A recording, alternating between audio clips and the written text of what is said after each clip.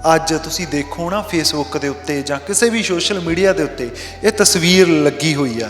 ਯਕੀਨ ਮੰਨਿਓ ਜਿਨ੍ਹਾਂ ਨੇ ਲਾਈ ਆ ਜਾਂ ਸ਼ੇਅਰ ਕਰੀ ਆ ਉਹ ਬੰਦੇ ਬਹੁਤ ਅਣਮੁੱਲੇ ਆ। ਸਾਡੇ ਸਾਰਿਆਂ ਦੇ ਜਜ਼ਬਾਤ ਸੀਗੇ, ਅਸੀਂ ਜੋ ਕਹਿਣਾ ਚਾਹੁੰਦੇ ਸੀ ਉਹ ਸਾਹਮਣੇ ਲਿਆਂਦਾ, ਉਹ ਬਣਾਈ ਆ ਬਾਈ ਗੁਰਪ੍ਰੀਤ ਆਰਟਿਸਟ।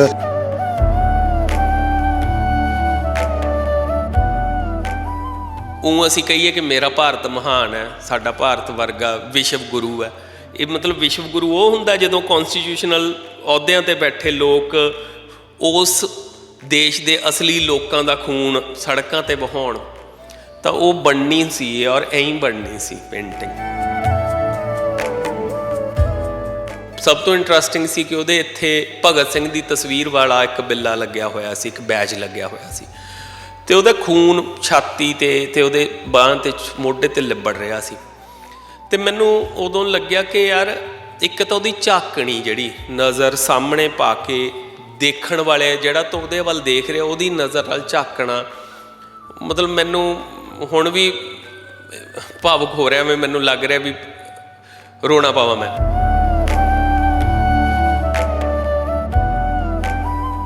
ਹੁਣ ਅਸੀਂ ਆਪਦਾ ਕਰਮ ਕਰ ਰਹੇ ਹਾਂ ਕਿ ਨਹੀਂ ਇਹ ਦੇਖਣਾ ਹੈ ਨਾ, ਤਾਂ ਉਹ ਤਾਂ ਬਣਦਾ। ਭਾਵੇਂ ਮੈਂ ਕੋਈ ਇੱਕ ਚਿੱਤਰਕਾਰ ਹੈ, ਜੇ ਮੈਂ ਕੋਈ ਲੇਖਕ ਹੈ, ਜਾਂ ਮੈਂ ਕੋਈ ਕਿਸੇ ਹੋਰ ਤਰ੍ਹਾਂ ਦੇ ਫੀਲਡ ਨਾਲ ਜੁੜਿਆ, ਤਾਂ ਮੈਂ ਆਪਣੇ ਢੰਗ ਨਾਲ ਬੋਲਾਂ ਭਾਵੇਂ, ਪਰ ਮੈਂ ਬੋਲਣਾ ਹੈ ਨਾ, ਅਤੇ ਮੈਨੂੰ ਬੋਲਣਾ ਚਾਹੀਦਾ। ਤੁਸੀਂ ਜੁੜੇ ਹੋਏ ਹੋ ਅੱਖਰ ਦੇ ਨਾਲ, ਤੇ ਮੈਂ ਹਾਂ ਨਵਰੀਤ ਸਿਵੀਆ। ਇੱਕ ਤਸਵੀਰ ਇਸ ਸਮੇਂ ਤੁਸੀਂ ਸਕਰੀਨ 'ਤੇ ਦੇਖ ਰਹੇ ਹੋ, ਅਤੇ ਜੇ ਅੱਜ ਤੁਸੀਂ ਦੇਖੋ ਨਾ ਫੇਸਬੁੱਕ ਦੇ ਉੱਤੇ ਜਾਂ ਕਿਸੇ ਵੀ ਸੋਸ਼ਲ ਮੀਡੀਆ ਦੇ ਉੱਤੇ ਇਹ ਤਸਵੀਰ ਲੱਗੀ ਹੋਈ ਆ। ਯਕੀਨ ਮੰਨਿਓ ਜਿਨ੍ਹਾਂ ਨੇ ਲਾਈ ਆ ਜਾਂ ਸ਼ੇਅਰ ਕਰੀ ਆ ਉਹ ਬੰਦੇ ਬਹੁਤ ਅਣਮੁੱਲੇ ਆ। ਉਹਨਾਂ ਦੇ ਅੰਦਰ ਬਹੁਤ ਕੁਛ ਜਾਗਦਾ ਪਿਆ, ਪਰ ਇਹ ਤਸਵੀਰ ਜਿਹਨੇ ਸਾਰਿਆਂ ਨੂੰ, ਸਾਡੇ ਸਾਰਿਆਂ ਦੇ ਜਜ਼ਬਾਤ ਸੀਗੇ, ਅਸੀਂ ਜੋ ਕਹਿਣਾ ਚਾਹੁੰਦੇ ਸੀ ਉਹ ਸਾਹਮਣੇ ਲਿਆਂਦਾ, ਉਹ ਬਣਾਈ ਆ ਬਾਈ ਗੁਰਪ੍ਰੀਤ ਆਰਟਿਸਟ। ਬਠਿੰਡਾ ਦੇ ਨਾਮ 'ਤੇ ਇਹਨਾਂ ਨੂੰ ਤੁਸੀਂ ਜਾਣਦੇ ਹੋ। ਬਾਈ ਬਹੁਤ ਬਹੁਤ ਧੰਨਵਾਦ, ਤੁਸੀਂ ਸਮਾਂ ਦਿੱਤਾ। ਹਾਂਜੀ, ਬਹੁਤ ਬਹੁਤ ਸ਼ੁਕਰੀਆ ਜੀ, ਥੈਂਕ ਯੂ। ਤਾਂ ਕੱਲ੍ਹ ਜੋ ਹੋਇਆ ਹੈ ਨਾ, ਉਹ ਦੇਖਿਆ ਕਿਸੇ ਤੋਂ ਨਹੀਂ ਗਿਆ, ਪਰ ਐਂ ਜੇ ਲੱਗਿਆ ਤੜਕੇ ਉੱਠ ਕੇ ਜਦੋਂ ਤੁਹਾਡੀ ਉਹ ਤਸਵੀਰ ਦੇਖੀ ਨਾ, ਵੀ ਯਾਰ ਸ਼ਾਇਦ ਜੋ ਕਹਿਣਾ ਚਾਹੁੰਦੇ ਸੀ ਉਹ ਕਿਸੇ ਨੇ ਇੰਨਾ ਤਿੱਖੇ ਅਤੇ ਸਪਸ਼ਟ ਸ਼ਬਦ 'ਚ ਕਹਿ ਤਾ ਵੀ ਇਹੀ ਸਾਰਾ ਕੁਛ ਹੈ। ਉਹ ਗੱਲ ਇਹ ਹੈ ਕਿ ਅਸੀਂ ਜਿਹੜੇ ਹਾਲਾਤਾਂ 'ਚ ਜੀ ਰਹੇ ਹਾਂ, ਜਿਹੜੇ ਸਮਾਜ ਦੇ ਵਿੱਚ ਜੀ ਰਹੇ ਹਾਂ, ਅਤੇ ਜਿਹੜੀ ਸਰਕਾਰ ਦੀ ਕਹਿ ਲਓ ਕਾਲੀ ਛਾਂ ਹੈ ਉਹਦੇ ਥੱਲੇ ਜਿਉਂ ਰਹੇ ਹਾਂ। ਹੁਣ ਸਾਡਾ ਬੋਲਣਾ ਬਣਦਾ। ਜੇ ਹੁਣ ਅਸੀਂ ਨਹੀਂ ਬੋਲਦੇ ਤਾਂ ਸੋਚਣਾ ਬਣਦਾ। ਫਿਰ ਜਿਵੇਂ ਉਹ ਕਹਿੰਦੇ ਨੇ ਵੀ ਦੇਖੋ ਕਿਹੜਾ ਕਿਹੜਾ ਚੁੱਪ ਹੈ। ਹੁਣ ਸਾਨੂੰ ਇਹ ਦੇਖਣ ਦੀ ਲੋੜ ਹੈ ਕਿ ਕਿਹੜਾ ਨਹੀਂ ਬੋਲ ਰਿਹਾ, ਹੈ ਨਾ। ਅਤੇ ਉਹਨਾਂ ਨੇ ਤਾਂ ਕਰਨਾ ਹੀ ਆ, ਉਹਨਾਂ ਨੇ ਮਤਲਬ ਉਹਨਾਂ ਦੀ ਇਹ ਕਰਨੀ ਇਹ ਹੈ। ਜਿਵੇਂ ਮੈਂ ਇੱਕ ਨਾਟਕ ਦੇਖਿਆ ਸੀ ਦਿੱਲੀ, ਉਹਦੇ 'ਚ ਦੋ ਪਾਤਰ ਸੀ, ਤਾਂ ਜਿਹੜਾ ਸੂਤਰਧਾਰ ਸੀ ਉਹਦਾ ਚੇਲਾ ਉਹਨੂੰ ਪੁੱਛਦਾ ਕਿ ਇਹ ਤੁਸੀਂ ਹੁਣ ਇਹਦੇ ਨਾਲ ਬਹੁਤ ਧੱਕਾ ਹੋ ਰਿਹਾ, ਅਤੇ ਦੂਜਾ ਬੰਦਾ ਉਹ ਧੱਕਾ ਕਰ ਰਿਹਾ, ਇਹਨੂੰ ਵੀ ਹੁਣ ਚੇਂਜ ਹੋ ਜਾਣਾ ਚਾਹੀਦਾ, ਅਤੇ ਇਹਨੂੰ ਨੈਗੇਟਿਵ ਕਰੈਕਟਰ ਅਖਤਿਆਰ ਕਰ ਲੈਣਾ ਚਾਹੀਦਾ। ਉਹ ਕਹਿੰਦਾ ਵੀ ਨਹੀਂ, ਅਸੀਂ ਉਹਦੀ ਗੱਲ ਹੁਣ ਇੱਥੇ ਤਾਂ ਕਰ ਰਹੇ ਹਾਂ ਕਿਉਂਕਿ ਉਹ ਇੱਕ ਪੋਜ਼ੀਟਿਵ ਕਰੈਕਟਰ ਹੈ, ਨਹੀਂ ਅਸੀਂ ਉਹਦੀ ਗੱਲ ਨਾ ਕਰ ਰਹੇ ਹੁੰਦੇ। ਅਤੇ ਉਹ ਕਹਿੰਦਾ ਨੈਗੇਟਿਵ ਜਿਹੜਾ, ਕਹਿੰਦਾ ਉਹਨੇ ਤਾਂ ਨੈਗੇਟਿਵ ਹੀ ਰਹਿਣਾ, ਉਹਦਾ ਕਰਮ ਹੈ ਇਹ, ਉਹਨੇ ਨੈਗੇਟਿਵ ਰਹਿਣਾ। ਤਾਂ ਜਿਹੜੀ ਸਰਕਾਰ ਹੈ, ਸਟੇਟ ਹੈ, ਇਹਦਾ ਤਾਂ ਕਰਮ ਹੈ ਕਿ ਇਹਨਾਂ ਨੇ ਕਾਰਪੋਰੇਟਸ ਨਾਲ ਮਿਲੀ ਹੋਈ ਹੈ। ਹੁਣ ਅਸੀਂ ਆਪਦਾ ਕਰਮ ਕਰ ਰਹੇ ਹਾਂ ਕਿ ਨਹੀਂ ਇਹ ਦੇਖਣਾ ਹੈ ਨਾ, ਤਾਂ ਉਹ ਤਾਂ ਬਣਦਾ। ਭਾਵੇਂ ਮੈਂ ਕੋਈ ਇੱਕ ਚਿੱਤਰਕਾਰ ਹੈ, ਜੇ ਮੈਂ ਕੋਈ ਲੇਖਕ ਹੈ, ਜਾਂ ਮੈਂ ਕੋਈ ਕਿਸੇ ਹੋਰ ਤਰ੍ਹਾਂ ਦੇ ਫੀਲਡ ਨਾਲ ਜੁੜਿਆ, ਤਾਂ ਮੈਂ ਆਪਣੇ ਢੰਗ ਨਾਲ ਬੋਲਾਂ ਭਾਵੇਂ, ਪਰ ਮੈਂ ਬੋਲਣਾ ਹੈ ਨਾ, ਅਤੇ ਮੈਨੂੰ ਬੋਲਣਾ ਚਾਹੀਦਾ। ਅਤੇ ਮੈਂ ਕੋਈ ਵੱਖਰਾ ਨਹੀਂ ਕਰ ਰਿਹਾ, ਸਾਰੇ ਆਪਣੇ ਆਪਣੇ ਢੰਗ ਨਾਲ ਕੋਸ਼ਿਸ਼ ਕਰ ਰਹੇ ਆ। ਜੇ ਕਿਸ ਤੋਂ ਕੁਛ ਨਹੀਂ ਸਰ ਰਿਹਾ ਤਾਂ ਉਹ ਇਹਦੇ ਬਾਰੇ ਖੁੱਲ੍ਹ ਕੇ ਬੋਲ ਹੀ ਰਿਹਾ, ਭਾਵੇਂ ਆਪਦੀ ਗੈਟ ਟੂਗੈਦਰ ਕਿਤੇ ਹੋਈ ਹੈ, ਜਿੱਥੇ ਕੰਮ ਕਰਦਾ ਉੱਥੇ ਬੋਲ ਰਿਹਾ, ਉਹ ਬੋਲ ਰਿਹਾ ਇਹਦੇ ਬਾਰੇ। ਪਰ ਜਦੋਂ ਇਹ ਘਟਨਾ ਹੋਈ ਤਾਂ ਤੁਸੀਂ ਦੇਖਿਆ ਹੀ ਹੋਊਗਾ ਕੱਲ੍ਹ, ਹੈ ਨਾ, ਹੱਥ ਨੇ ਸਾਰਿਆਂ ਨੂੰ ਪਤਾ ਲੱਗ ਗਿਆ, ਸੜਕਾਂ ਜਾਮ ਹੋ ਗਈਆਂ, ਸਾਰਾ ਕੁਛ ਹੋਇਆ। ਤਾਂ ਇਹ ਕਿਵੇਂ ਸਬੱਬ ਬਣਿਆ ਵੀ ਮੈਂ ਇਸ ਢੰਗ ਨਾਲ ਬੋਲਾਂ, ਜਾਂ ਤੁਸੀਂ ਕਿਵੇਂ ਦੇਖਿਆ? ਮੈਂ ਤਾਂ ਕਹਿਣਾ ਵੀ ਯਾਰ ਜਿਵੇਂ ਅਸੀਂ ਦੇਖਦੇ ਹਾਂ ਆਮ ਬੰਦਿਆਂ ਵਾਂਗੂ, ਹੈ ਨਾ, ਸ਼ਾਇਦ ਮੈਨੂੰ ਲੱਗਦਾ ਵੀ ਤੁਸੀਂ ਥੋੜ੍ਹਾ ਜਿਹਾ ਵੱਖਰਾ ਦੇਖਦੇ ਹੋ। ਕਿਉਂਕਿ ਸਾਰੇ ਅਲੱਗ ਅਲੱਗ ਫੀਲਡ ਨਾਲ ਜੁੜੇ ਹੋਏ ਆ। ਮੇਰਾ ਫੀਲਡ ਚਿੱਤਰਕਾਰੀ ਹੈ, ਮੁੱਖ ਫੀਲਡ ਹੈ ਜਿਹੜਾ, ਤਾਂ ਮੈਨੂੰ ਵਿਜ਼ੂਅਲਸ ਦੇ ਰੂਪ 'ਚ ਜ਼ਿਆਦਾ ਤੌਰ 'ਤੇ ਚੀਜ਼ਾਂ ਦਿੰਦੀਆਂ, ਅਤੇ ਫਿਰ ਮੈਂ ਉਹਨੂੰ ਵਿਜ਼ੂਅਲ ਅਤੇ ਦ੍ਰਿਸ਼ਾਂ ਦੇ ਰੂਪ 'ਚ ਹੀ ਦਿਖਾਉਣਾ ਪਸੰਦ ਕਰਦਾ, ਬਜਾਏ ਕਿ ਬਹੁਤੇ ਸ਼ਬਦ ਵਰਤਣ ਦੇ। ਮੈਨੂੰ ਇਹ ਲੱਗਦਾ ਕਿ ਮੈਂ ਵਿਜ਼ੂਅਲ ਇਸ ਢੰਗ ਨਾਲ ਕਹਿ ਸਕਦਾ ਕਿ ਉਹਦੇ ਨਾਲ ਬਹੁਤੇ ਸ਼ਬਦਾਂ ਦੀ ਜ਼ਰੂਰਤ ਨਹੀਂ ਪੈਣੀ, ਅਤੇ ਵਿਜ਼ੂਅਲ ਦੀ ਇਹ ਸਟਰੈਂਥ ਹੈ ਕਿ ਉਹ ਫਿਰ ਮਾਸਸ ਤੱਕ ਈਜ਼ਲੀ ਪਹੁੰਚ ਜਾਂਦਾ। ਫੋਰ ਐਗਜ਼ਾਮਪਲ, ਜਦੋਂ ਇੱਥੇ ਲੋਕਡਾਊਨ ਦੇ ਸ਼ੁਰੂ 'ਚ ਮਜ਼ਦੂਰਾਂ ਨੂੰ ਤੁਰ ਤੁਰ ਕੇ ਜਾਣਾ ਪਿਆ ਸੀ, ਤਾਂ ਮੈਂ ਉਹਨਾਂ ਦੇ ਇੱਕ ਪੈਰ ਦੀ, ਮਜ਼ਦੂਰ ਦੇ ਪੈਰ ਦੀ ਪੇਂਟਿੰਗ ਬਣਾਈ ਸੀ, ਉੱਚੜਿਆ ਹੋਇਆ ਮਾਸ, ਅਤੇ ਵਿੱਚ ਇੱਕ ਮਜ਼ਦੂਰ ਪਰਿਵਾਰ ਤੋਂ ਰਹਿ ਜਾਂਦਾ। ਉਹਨੂੰ ਬਣਾਉਂਦੇ ਬਣਾਉਂਦੇ ਮੈਂ ਨਾਲ ਲਾਈਵ ਵੀਡੀਓ ਵੀ ਬਣਾਇਆ ਸੀ, ਅਤੇ ਉਹਦੇ ਪਿੱਛੇ ਮੈਂ ਲਾਲ ਸਿੰਘ ਦਿਲ ਦੀ ਕਵਿਤਾ ਲਾਈ ਸੀ। ਹੁਣ ਉਹ ਚਿੱਤਰ ਬਹੁਤ ਦੂਰ ਤੱਕ ਬੰਗਾਲ 'ਚ ਵੀ ਛਪਿਆ, ਉਹ ਚਿੱਤਰ ਕਰਨਾਟਕਾ ਤੱਕ ਜਾਂ ਹੋਰ ਦੂਰ ਦੁਰਾਡੇ ਸੂਬਿਆਂ ਤੱਕ, ਜਿੱਥੇ ਨਾ ਤਾਂ ਉਹ ਪੰਜਾਬੀ ਤਾਂ ਕੀ ਸਮਝਣੀ ਉਹਨਾਂ ਨੇ, ਉਹ ਹਿੰਦੀ ਅਤੇ ਅੰਗਰੇਜ਼ੀ ਵੀ ਨਹੀਂ ਸਮਝਦੇ। ਉਹ ਫਿਰ ਵਿਜ਼ੂਅਲ ਦ੍ਰਿਸ਼ ਦਾ ਮਾਧਿਅਮ ਐਸਾ ਸੀ ਕਿ ਉਹਨਾਂ ਦੇ ਉੱਤੇ ਸਟਰਾਈਕ ਕੀਤੀ ਗੱਲ ਸਿੱਧੀ, ਅਤੇ ਉੱਥੋਂ ਦੇ ਰੇਡੀਓ 'ਤੇ ਮੇਰੀ ਇੰਟਰਵਿਊ ਹੋਈ, ਜਿਹੜੀ ਕਿ ਬਹੁਤ ਹੀ ਔਖੀ ਹੋਈ। ਚਲੋ ਅਲੱਗ ਕਿੱਸਾ। ਮੇਰੇ ਕਹਿਣ ਦਾ ਅਰਥ ਹੈ ਕਿ ਮੈਨੂੰ ਇਹ ਲੱਗਦਾ ਕਿ ਮੈਂ ਤਾਂ ਵਿਜ਼ੂਅਲ ਮੀਡੀਅਮ 'ਚ ਜ਼ਿਆਦਾ ਬਣਾਉਣਾ ਹੈ ਕਿ ਆਪਣੀ ਗੱਲ ਇਹ ਆਪਾਂ ਨੂੰ ਪਤਾ ਹੈ, ਪੰਜਾਬ ਦੇ ਲੋਕ ਤਾਂ ਸਹਿ ਰਹੇ ਆ ਹੱਡਾਂ 'ਤੇ, ਸਾਨੂੰ ਇਹ ਪਤਾ ਹੈ, ਅਸੀਂ ਸਾਡੀ ਗੱਲ ਕਹੀਏ ਔਰ ਇਸ ਢੰਗ ਨਾਲ ਕਹੀਏ ਕਿ ਉਹ ਭਾਰਤ ਦੇ ਅਤੇ ਦੁਨੀਆ ਦੇ ਕੋਨੇ-ਕੋਨੇ 'ਚ ਪਹੁੰਚੇ। ਉਹਦੇ ਲਈ ਵਿਜ਼ੂਅਲ ਮੀਡੀਅਮ ਇੱਕ ਸਟਰੋਂਗ ਹੈ। ਹੁਣ ਇਹ ਚਿੱਤਰ ਹੈ ਜਿਹੜਾ ਮੈਂ ਰਾਤੀ ਬਣਾਇਆ, ਉਸ ਸਮੇਂ ਮੇਰੇ ਕੋਲ ਕੋਈ ਕੈਨਵਸ ਨਹੀਂ ਸੀ ਅਵੇਲੇਬਲ, ਅਤੇ ਮੈਨੂੰ ਨਾ ਜੋ ਵੀ ਆਸੇ ਪਾਸੇ ਮੈਂ ਨਿਗਾਹ ਮਾਰੀ, ਜਦੋਂ ਨਾ ਮੈਂ ਲਗਾਤਾਰ ਖਬਰਾਂ ਦੇਖੀ ਗਿਆ ਅਤੇ ਕਈ ਸਾਰੇ ਵਿਜ਼ੂਅਲਸ ਆਈ ਗਏ, ਕੋਈ ਕਿਸੇ ਨੇ ਵੀਡੀਓ ਬਣਾਏ ਹੋਏ ਹੈ ਕਿਸ ਤਰ੍ਹਾਂ ਇੱਕ SDM ਲੋਕਾਂ ਨੂੰ ਇੱਕ ਜਨਰਲ ਡਾਇਰ ਵਾਂਗੂ ਫਰਮਾਨ ਆਪਣੇ ਪੁਲਿਸ ਵਾਲਿਆਂ ਨੂੰ ਜਾਰੀ ਕਰਦਾ ਕਿ ਲੋਕਾਂ ਨੂੰ ਕਿਸ ਤਰ੍ਹਾਂ ਤੁਸੀਂ ਕੁੱਟਣਾ ਹੈ, ਮਾਰਨਾ, ਕਿਸ ਤਰ੍ਹਾਂ ਤੁਸੀਂ ਉਹਨਾਂ ਦੇ ਸਿਰ ਤੋੜਨੇ ਹੈ। ਇੱਕ ਇਸ ਅਹੁਦੇ 'ਤੇ ਬੈਠਾ ਹੋਇਆ ਬੰਦਾ ਕਿੰਨੀ ਬਰਬਰਤਾ ਨਾਲ ਇੱਕ ਫਰਮਾਨ ਜਾਰੀ ਕਰਦਾ, ਜਿਹੜਾ ਕਿ ਬਿਲਕੁਲ ਅਨਕੋਂਸਟੀਟਿਊਸ਼ਨਲ ਵੀ ਹੈ। ਇਹ ਕਹਿ ਰਹੇ ਨਾ ਹੁਣ ਬਹੁਤ ਸਾਰੇ ਪ੍ਰੋ ਸਰਕਾਰ ਜਿਹੜੇ ਲੋਕ ਆ, ਉਹ ਕਹਿ ਰਹੇ ਆ ਕਿ ਉਹਨਾਂ ਨੇ ਸਟੋਨ ਪੈਲਟਿੰਗ ਕੀਤੀ, ਪਰ ਉਹ ਵੀਡੀਓ ਤਾਂ ਉਦੋਂ ਸਾਰੇ ਪਹਿਲਾਂ ਦਾ, ਜਦੋਂ ਹਜੇ ਆਪਣੀ ਪੁਲਿਸ ਨੂੰ ਤਿਆਰ ਕਰ ਰਿਹਾ, ਨਿਰਦੇਸ਼ ਦੇ ਰਿਹਾ ਵੀ ਤੁਸੀਂ ਧਰਨੇ ਵਾਲੀ ਥਾਂ 'ਤੇ ਜਾ ਕੇ ਕੀ ਕਰਨਾ। ਉਦੋਂ ਤਾਂ ਕੁਛ ਵੀ ਐਸਾ ਵਾਪਰਿਆ ਹੀ ਨਹੀਂ ਸੀ ਕਿ ਕਿਸੇ ਨੇ ਵਿਰੋਧ ਵੀ ਹਜੇ ਤੱਕ ਹੋਇਆ ਨਹੀਂ ਸੀ। ਉਹ ਤਾਂ ਪਹਿਲਾਂ ਦਾ ਕਹਿ ਰਹੇ ਵੀ ਜੇ ਇੱਥੇ ਹੋਊਗਾ ਤਾਂ ਕੀ ਕਰਨਾ। ਤਾਂ ਉਹਨਾਂ ਨੇ ਪਹਿਲਾਂ ਹੀ ਤਿਆਰੀ ਕਰ ਰੱਖੀ ਸੀ ਕਿ ਇਸ ਵਾਰ ਅਸੀਂ ਸਿਰ ਤੋੜਨੇ ਆ ਲੋਕਾਂ ਦੇ। ਅਤੇ ਇੱਕ ਕੌਨਸਟੀਟਿਊਸ਼ਨਲ ਅਹੁਦੇ 'ਤੇ ਬੈਠਾ ਹੋਇਆ ਬੰਦਾ ਜਿਹੜਾ ਕਿ ਡਾਇਰੈਕਟ ਕੌਨਸਟੀਟਿਊਸ਼ਨ ਨੂੰ ਰੀਪ੍ਰਜੈਂਟ ਕਰ ਰਿਹਾ, ਉਹੀ ਅਨਕੌਨਸਟੀਟਿਊਸ਼ਨਲ ਗੱਲ ਕਰ ਰਿਹਾ। ਤਾਂ ਮੈਨੂੰ ਇਹ ਗੱਲ ਬਹੁਤ ਔਖੀ ਲੱਗੀ। ਅਤੇ ਜਦੋਂ ਮੈਂ ਬਜ਼ੁਰਗ ਦੀ, ਹਰਿਆਣੇ ਦਾ ਜਿਹੜਾ ਇੱਕ ਬਜ਼ੁਰਗ ਹੈ ਅਤੇ ਜਿਹਦੀਆਂ ਖੂਨ ਵਗਿਆ ਹੋਇਆ, ਅਤੇ ਸਭ ਤੋਂ ਇੰਟਰਸਟਿੰਗ ਸੀ ਕਿ ਉਹਦੇ ਇੱਥੇ ਭਗਤ ਸਿੰਘ ਦੀ ਤਸਵੀਰ ਵਾਲਾ ਇੱਕ ਬਿੱਲਾ ਲੱਗਿਆ ਹੋਇਆ ਸੀ, ਇੱਕ ਬੈਜ ਲੱਗਿਆ ਹੋਇਆ ਸੀ, ਅਤੇ ਉਹਦਾ ਖੂਨ ਛਾਤੀ 'ਤੇ ਅਤੇ ਉਹਦੇ ਬਾਂਹ 'ਤੇ, ਮੋਢੇ 'ਤੇ ਲਿਬੜ ਰਿਹਾ ਸੀ। ਅਤੇ ਮੈਨੂੰ ਉਦੋਂ ਲੱਗਿਆ ਕਿ ਯਾਰ ਇੱਕ ਤਾਂ ਉਹਦੀ ਝਾਕਣੀ, ਜਿਹੜੀ ਨਜ਼ਰ ਸਾਹਮਣੇ ਪਾ ਕੇ ਦੇਖਣ ਵਾਲੇ ਜਿਹੜਾ ਤਾਂ ਉਹਦੇ ਵੱਲ ਦੇਖ ਰਿਹਾ, ਉਹਦੀ ਨਜ਼ਰ ਨਾਲ ਝਾਕਣਾ, ਮਤਲਬ ਮੈਨੂੰ ਹੁਣ ਵੀ ਭਾਵੁਕ ਹੋ ਰਿਹਾ, ਮੈਨੂੰ ਲੱਗ ਰਿਹਾ ਵੀ ਰੋਣਾ ਪਾਵਾਂ ਮੈਂ। ਉਹ ਦਿਖਾਉਣਾ, ਮੈਨੂੰ ਲੱਗਿਆ ਕਿ ਇਹ ਦਿਖਾਉਣਾ ਚਾਹੀਦਾ ਹੁਣ। ਅਤੇ ਜਿਹੜਾ ਉਹਦਾ ਖੂਨ ਨਿਕਲਿਆ, ਅਤੇ ਉਹੀ ਖੂਨ ਨਾਲ ਹਿੰਦੁਸਤਾਨ ਬਣਦਾ ਦਿਖਾਉਣਾ ਚਾਹੀਦਾ, ਕਿਉਂਕਿ ਹਿੰਦੁਸਤਾਨ ਦੇ ਲੋਕ, ਕੌਨਸਟੀਟਿਊਸ਼ਨ ਦੇ ਵਿੱਚ ਲਿਖਿਆ ਹੈ ਵੀ ਦ ਪੀਪਲ ਆਫ ਇੰਡੀਆ, ਅਸੀਂ ਭਾਰਤ ਦੇ ਲੋਕ। ਕੋਈ ਵੀ ਦੇਸ਼ ਆਪਣੀ ਮਿੱਟੀ ਜਾਂ ਜ਼ਮੀਨ ਨਾਲ ਦੇਸ਼ ਨਹੀਂ ਬਣਦਾ, ਉੱਥੋਂ ਦੇ ਲੋਕਾਂ ਨਾਲ ਹੀ ਬਣਦਾ। ਗ੍ਰੀਨਲੈਂਡ ਬਹੁਤ ਵੱਡੀ ਜ਼ਮੀਨ ਦਾ ਮਾਸ ਹੈ, ਪਰ ਉਹ ਦੇਸ਼ ਨਹੀਂ ਹੈਗਾ ਕਿਉਂਕਿ ਉੱਥੇ ਲੋਕ ਨਹੀਂ ਰਹਿੰਦੇ। ਅੰਟਾਰਕਟਿਕਾ ਦੇਸ਼ ਨਹੀਂ ਹੈਗਾ, ਜ਼ਮੀਨ ਤਾਂ ਹੈਗੀ ਹੈ, ਦੇਸ਼ ਨਹੀਂ, ਕਿਉਂਕਿ ਉੱਥੇ ਲੋਕ ਨਹੀਂ ਰਹਿੰਦੇ। ਤਾਂ ਦੇਸ਼ ਦਾ ਮਤਲਬ ਸਿੱਧਾ ਸਿੱਧੇ ਉੱਥੋਂ ਦੇ ਲੋਕ, ਉੱਥੋਂ ਦੇ ਸਧਾਰਨ ਲੋਕ, ਨਾ ਕਿ ਉੱਥੋਂ ਦੇ ਚੰਦ ਕਾਰਪੋਰੇਟਸ। ਤਾਂ ਸਾਡੇ ਜਿਹੜੇ ਲੋਕ ਹੈ ਉਹੀ ਭਾਰਤ ਹੈ, ਅਤੇ ਉਹ ਭਾਰਤ ਖੂਨ ਨਾਲ ਲਿਬੜਿਆ ਹੋਇਆ।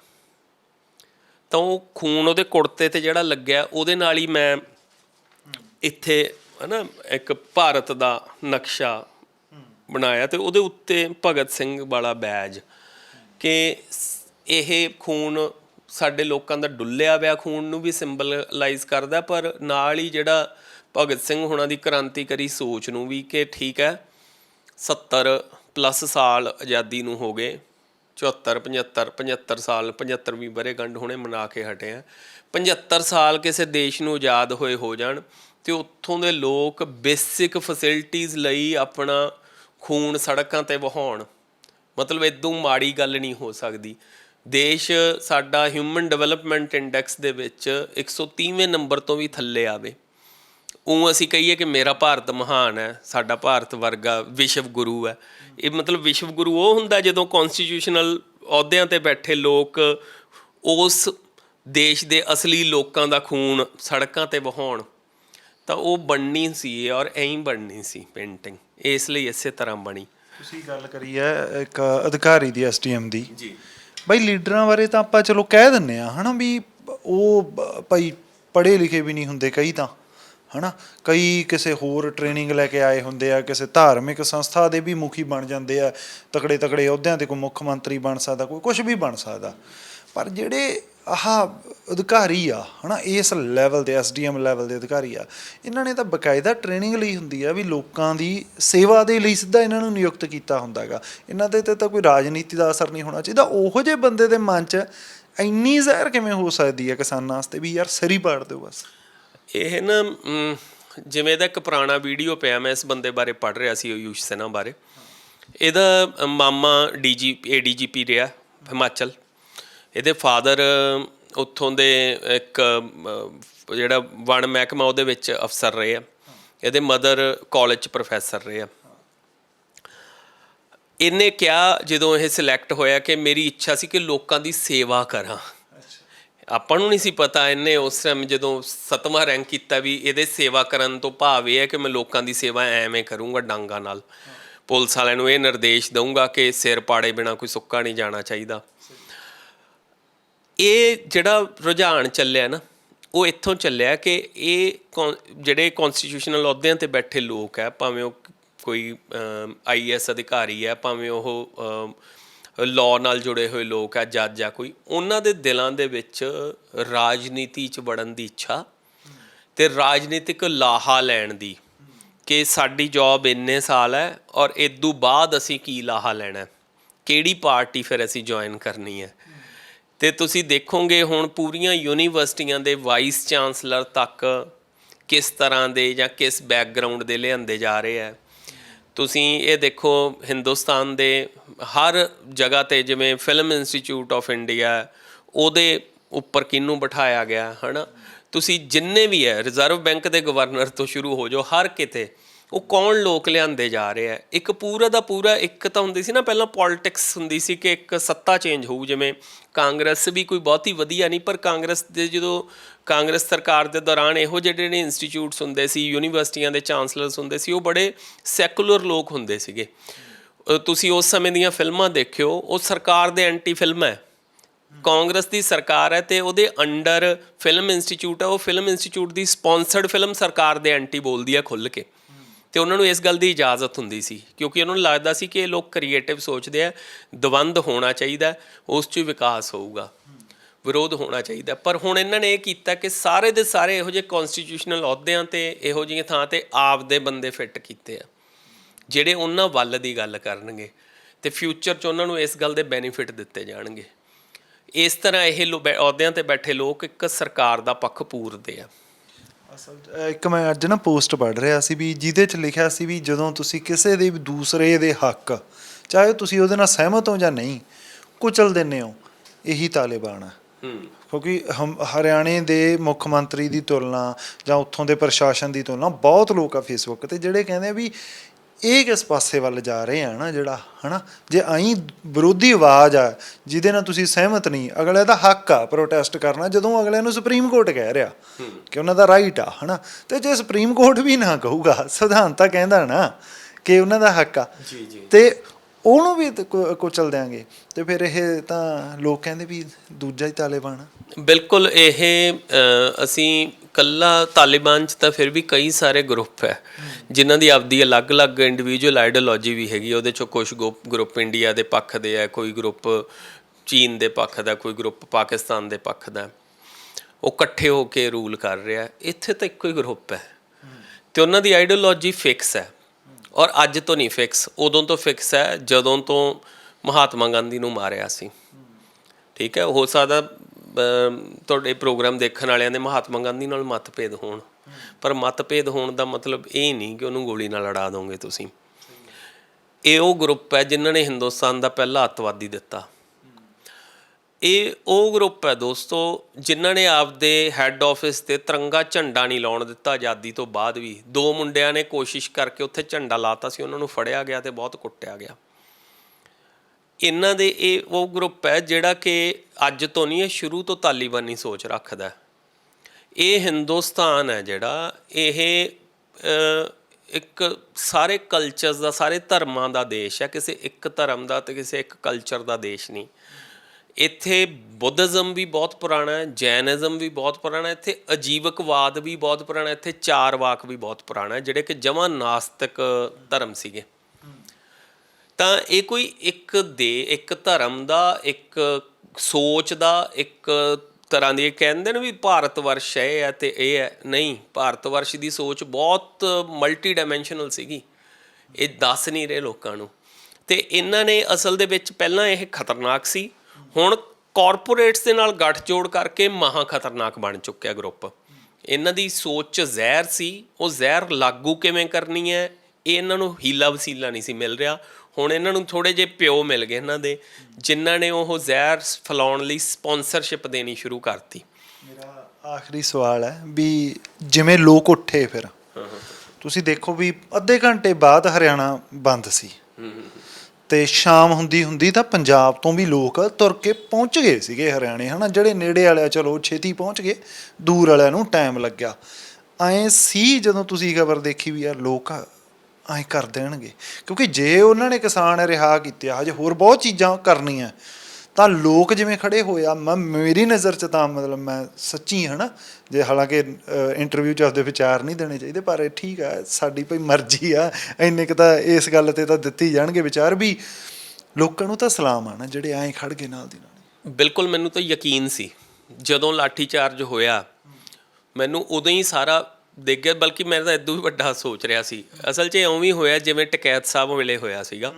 ਉਦੋਂ ਗਾਜੀਪੁਰ ਬਾਰਡਰ ਤੋਂ ਕੁਛ ਮਿੱਤਰ ਮੇਰੇ ਕੋਲ ਘਰੇ ਆਏ ਹੋਏ ਸੀ, ਜਿੱਦਣ ਟਕੈਤ ਸਾਹਿਬ ਹੋਣ ਵਾਲੇ ਮੋਰਚਾ, ਬਹੁਤ ਛੋਟਾ ਮੋਰਚਾ ਸੀ, ਉੱਤੇ ਹਮਲਾ ਕੀਤਾ। ਅਤੇ ਮੈਂ ਉਦੋਂ ਹੀ ਰਾਤੀ ਪੇਂਟਿੰਗ ਬਣਾਈ ਟਕੈਤ ਸਾਹਿਬ ਦੀ। ਰਾਤੀ 12 ਵਜੇ ਤਾਂ ਪਹਿਲਾਂ ਅਸੀਂ 12 ਤੋਂ 12:30 ਇੱਥੋਂ ਗਰੁੱਪ ਤੋਰਿਆ 3 ਗੱਡੀਆਂ ਦਾ ਬਠਿੰਡੇ ਤੋਂ ਗਾਜੀਪੁਰ ਬਾਰਡਰ ਲਈ।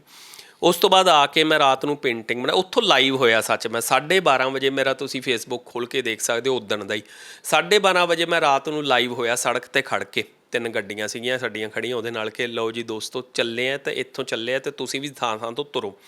ਜਦੋਂ ਮੈਂ ਲਾਈਵ ਬੰਦ ਕੀਤਾ, ਲਾਈਵ ਬੰਦ ਕਰਨ ਸਾਰ ਮੈਂ ਦੇਖਿਆ ਮੇਰੇ ਲਾਈਵ ਦੇ 600 ਸ਼ੇਅਰ ਹੋ ਚੁੱਕੇ ਸੀ ਰਾਤ 12:30 ਵਜੇ।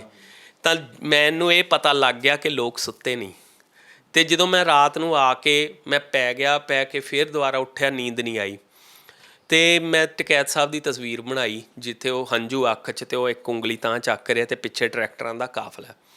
ਉਹ ਮੈਂ ਤਸਵੀਰ ਬਣਾ ਕੇ ਰਾਤ ਨੂੰ 3 ਵਜੇ ਪੋਸਟ ਕਰਤੀ, ਨਹੀਂ ਤਾਂ ਮੈਂ ਹਿਸਾਬ ਲਾਉਣਾ ਹੁੰਦਾ ਵੀ ਇੰਨੇ ਵਜੇ ਵੱਧ ਪਬਲਿਕ ਦੇਖੂਗੀ।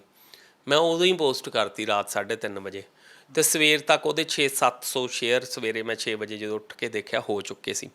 ਤਾਂ ਉਹ ਬਹੁਤ ਮੈਨੂੰ ਜਦੋਂ ਉਹ ਸਵੇਰੇ ਜਦੋਂ ਉੱਠ ਕੇ TV ਔਨ ਕੀਤਾ, ਉੱਠਣ ਸਾਰ ਖਬਰਾਂ ਔਨ ਕੀਤੀਆਂ ਅਤੇ ਦੇਖਿਆ ਕਿ ਉੱਥੇ ਬਿਲਕੁਲ ਹੀ ਤਸਵੀਰ ਬਦਲੀ ਪਈ ਸੀ। ਜਨ ਸਮੂਹ ਲੋਕ ਇੰਨੇ ਕੁ ਪਹੁੰਚ ਚੁੱਕੇ ਸੀ ਕਿ ਸ਼ਾਇਦ ਉਹਨਾਂ ਨੂੰ ਕੋਈ ਵੱਡੀ ਤੋਂ ਵੱਡੀ ਤਾਕਤ ਵੀ ਨਾ ਹਟਾ ਸਕਦੀ। ਮੈਂ ਸਿੱਧਾ ਕੌਂਸਟੀਟਿਊਸ਼ਨਲ ਕਿਸੇ ਤਾਕਤ ਦਾ ਨਾਂ ਨਹੀਂ ਲੈਣਾ ਚਾਹੁੰਦਾ, ਅਤੇ ਪਹਿਲਾਂ ਹੀ ਦੇਸ਼ ਧਰੋਹੀ ਆਖਦੇ ਆ ਸਾਨੂੰ ਤਾਂ। ਅਤੇ ਜਿਹੜਾ ਦੇਸ਼ ਦੀ ਗੱਲ ਕਰੇ, ਦੇਸ਼ ਦੇ ਲੋਕਾਂ ਦੀ ਗੱਲ ਕਰੇ, ਅੱਜ ਦੇ ਦੌਰ 'ਚ ਉਹੀ ਦੇਸ਼ ਧਰੋਹੀ ਹੈ। ਅਤੇ ਉਹ ਉਵੇਂ ਹੀ ਮੈਨੂੰ ਇਹ ਲੱਗਿਆ ਉਦਣ ਜਿੱਦਣ ਡਾਂਗਾ ਮਾਰੀਆਂ, ਮੈਨੂੰ ਲੱਗਿਆ ਕਿ ਲਓ ਵੀ ਤੁਸੀਂ ਪੰਗਾ ਆਪ ਹੀ ਲੈ ਲਿਆ ਹੁਣ। ਅਤੇ ਮੈਨੂੰ ਇਹ ਵੀ ਲੱਗਦਾ ਕਿ ਹੁਣ ਵੀ ਮੋਰਚਾ ਥੋੜ੍ਹਾ ਠੰਡਾ ਪੈਣ ਲੱਗਿਆ ਸੀ। ਇਹ ਆਪ ਹੀ ਮਤਲਬ ਫਿਲਮ 'ਚ ਇੱਕ ਸੀ ਨਾ ਵੀ ਉਹ ਕਹਿੰਦਾ ਵੀ ਅੰਗਰੇਜ਼ ਫਿਲਮ ਦਾ ਸੀਨ ਹੈ, ਉਹ ਆਪ ਹੀ ਆਈਡੀਆ ਦੇ ਦਿੰਦਾ ਅਮਰਿੰਦਰ ਗਿੱਲ ਨੂੰ ਵੀ ਹੁਣ ਤਾਂ ਮੇਰਾ ਮੂੰਹ ਨਾ ਬੰਨ੍ਹਦੀ, ਹੁਣ ਤੂੰ ਮੇਰਾ ਆਹ ਨਾ ਕਰੀ। ਉਹ ਆਪ ਹੀ ਇਹ ਲੋਕਾਂ ਨੂੰ ਉਨੀ ਫੋਰਸ ਸਾਡੇ ਲੋਕਾਂ ਨੂੰ ਫੇਰ ਜਿੰਨਾ ਧੱਕਾ ਕਰਨਗੇ, ਜਿੰਨਾ ਸਾਡੇ ਨਾਲ ਧੱਕਾ ਕਰੋਗੇ, ਸਿੱਧਾ ਮੈਂ ਤਾਂ ਇਹ ਸ਼ਬਦ ਯੂਜ਼ ਕਰੂੰਗਾ, ਅਸੀਂ ਓਨਾ ਹੀ ਉੱਠਾਂਗੇ। ਸਾਡੇ ਤਾਂ ਕਹਾਵਤਾਂ ਹੋਏ ਵੀ ਅਸੀਂ ਮੰਨੂ ਸਾਡੀ ਦਾਤਰੀ, ਅਸੀਂ ਮੰਨੂ ਦੇ ਸੋਏ, ਜਿਉਂ ਜਿਉਂ ਸਾਨੂੰ ਵੱਢਦਾ ਅਸੀਂ ਦੂਣ ਸਵਾਣੇ ਹੋਏ। ਬਹੁਤ ਬਹੁਤ ਸ਼ੁਕਰੀਆ ਬਾਈ ਗੱਲਬਾਤ ਕਰਨ ਦੇ ਲਈ, ਧੰਨਵਾਦ। ਬਹੁਤ ਬਹੁਤ ਸ਼ੁਕਰੀਆ ਜੀ, ਤੁਹਾਡਾ ਵੀ ਬਹੁਤ ਬਹੁਤ ਸ਼ੁਕਰੀਆ। ਅਤੇ ਆਹ ਗੱਲਬਾਤ ਬਾਈ ਦੇ ਨਾਲ ਸੀ ਜਿਹੜੀ ਬੇਹੱਦ ਜ਼ਰੂਰੀ ਸੀ ਕਰਨੀ, ਕਿਉਂਕਿ ਇਹਨਾਂ ਦੀ ਇੱਕ ਤਸਵੀਰ ਨੇ ਬਹੁਤ ਲੋਕਾਂ ਨੂੰ ਇੱਕ ਆਪਦੇ ਜਜ਼ਬਾਤ ਸੀ ਜਿਹੜੇ ਉਹ ਪਰੋ ਕੇ ਦੇ ਤੇ ਵੀ ਲਓ ਆਹ ਚੱਕੋ। ਸ਼ਾਇਦ ਉਹ ਤੁਹਾਡੇ ਅੰਦਰ ਦੱਬਿਆ ਪਿਆ ਸੀ, ਉਹ ਬਾਹਰ ਸਭ ਨੂੰ ਦਿਖਾਇਆ। ਦੂਸਰਾ ਇੱਕ ਗੱਲ ਹੋਰ ਆ, ਕਿਸਾਨੀ ਸੰਘਰਸ਼ ਬਾਰੇ ਵੀ ਕਈਆਂ ਲਈ ਮੁੱਕ ਗਿਆ ਹੋਣਾ, ਸਾਡਾ ਤਾਂ ਜਾਰੀ ਹੈ। ਬਹੁਤ ਬਹੁਤ ਸ਼ੁਕਰੀਆ, ਜਿਉਂਦੇ ਵਸਦੇ ਰਹੋ।